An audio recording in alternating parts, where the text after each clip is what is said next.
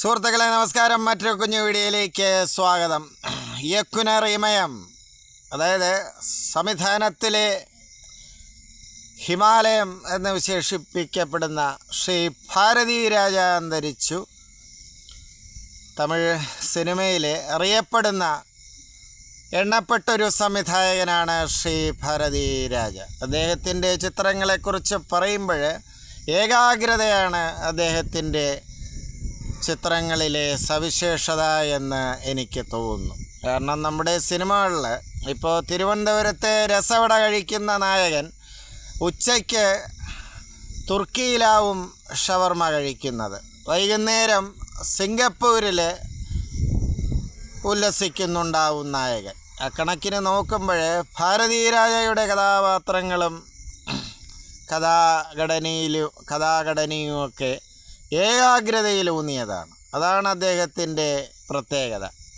ഗ്രാമങ്ങളെ അടിസ്ഥാനപ്പെടുത്തിയാണ് ശ്രീരാജയുടെ പ്രമേയം സിനിമയിൽ കൂടുതലായി കണ്ടിട്ടുള്ളത്. ആ ഏകാഗ്രത എടുത്ത് പറയേണ്ടതാണ്. മലയാളത്തിലെ ശ്രീ ഭരതനുമായി ഒരു താരതമ്യം ശ്രീരാജയെ നടത്താമോ എന്ന് എൻ്റെ ബാലിശമായ ചലച്ചിത്ര അറിവ് വെച്ച് തോന്നുന്നു. ഒരു താരതമ്യം ഒരിക്കലും ശരിയല്ല, എങ്കിൽ പോലും ആ ഏകാഗ്രതയും വളരെ കുറഞ്ഞ കഥാപാത്രങ്ങളും, നമ്മുടെ ശ്രീ IV ശശിയെപ്പോലെ 1000-ഉം 2000-ഉം കഥാപാത്രങ്ങളല്ല രാജയുടെ ചിത്രങ്ങളിലുള്ളത്.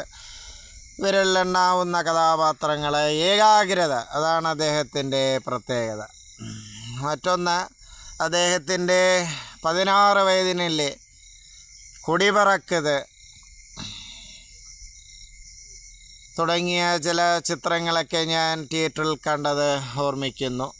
കടൽ പൂക്കൾ 2000-ൽ റിലീസ് ചെയ്ത കടൽ പൂക്കളൊക്കെ, ഇതിലൊക്കെ ഈ പറഞ്ഞ ക്വാളിറ്റീസ് ഉണ്ട്. ഏകാഗ്രതയാണ് അദ്ദേഹത്തിൻ്റെ പ്രത്യേകത. വിരലിലെണ്ണാവുന്ന കഥാപാത്രങ്ങൾ, ഒരു ഘട്ടം ഘട്ടമായി വികസിക്കുന്ന ഒരു കഥാഘടന, വികസിക്കുന്ന ഒരു രചനാരീതി. ഏതായാലും തമിഴിലെ അറിയപ്പെടുന്ന ഒരു സംവിധായകനാണ്. അദ്ദേഹത്തിൻ്റേതായ ഒരു സംഭാവന അല്ലെങ്കിൽ സ്പേസ് തമിഴ് സിനിമയിലുണ്ട്. അദ്ദേഹത്തിൻ്റെ 2000-ലൊക്കെ ഇറങ്ങിയ ഒരു ചിത്രത്തിലെ ഗാനം കേട്ട് അന്ന് വിദ്യാർത്ഥിയായിരുന്ന ഞാനൊക്കെ അതിശയിച്ചൊരു ഘട്ടമുണ്ട്. അതായത് AR റഹ്മാൻ സംഗീതം ചെയ്ത ആറ്റുങ്കര മരമേ അറസന്മര കിളിയെ അതിലുറങ്ങും കുയിലേ എന്നാണെന്ന് തോന്നുന്ന വരികൾ.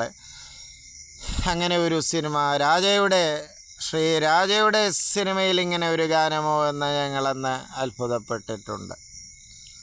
അദ്ദേഹത്തിൻ്റെ കിഴക്കേ പോകും റെയിൽ നിരൂപകരും ആസ്വാദകരും വളരെ പ്രശംസിച്ചൊരു ചിത്രമാണ്. ഞാൻ കണ്ടിട്ടില്ല, നിങ്ങളിൽ ചിലരെങ്കിലും കണ്ടിട്ടുണ്ടാവും. അതിലെ ആ ഒരു ക്രാഫ്റ്റിനെ അന്ന് ചലച്ചിത്ര പ്രേമികളും നിരൂപകരുമൊക്കെ വാഴ്ത്തിയിട്ടുണ്ട്. ഏതായാലും ശ്രീ ബാലചന്ദറും